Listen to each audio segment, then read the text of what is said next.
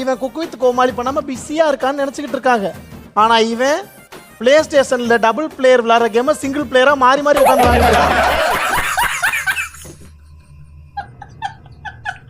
Judge காம்பினேஷன்ரா 3 பேரும். என்ன பாட்டி சொல்ற? அந்த இருக்காரு அந்த கண்ணாடி போட்டவரு.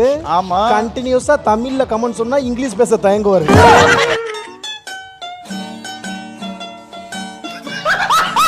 தம்பி ஊதா சட்டை பிக் பாஸ் முடிஞ்சப்ப எல்லாரும் காணா வினோத்துன்னு சொன்னாங்க. எப்ப இந்த ஷோக்குல வந்தியோ வினோத்த காணா.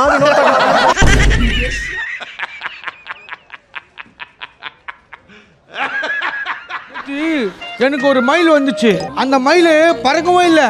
நான் போவே மாட்டேன் அந்த மயில். ஏன்னா அது ஈ மயில். இந்த ஜட்ஜஸ் சொல்றாங்க உங்க ஜோக் மயில் மாதிரி இருக்காங்க. செட்டில் இருக்காளு கன்சோல் இருக்காளு முத கொண்டு சுத்தி அடிச்சா ஒரு மனுஷன் தாங்குற அளவு. அதான் நகைச்சுவைக்கு ஒரு அளவு இருக்கு. அளவு இருக்கு. அதுதான் அந்த அளவுல பண்ணுங்க.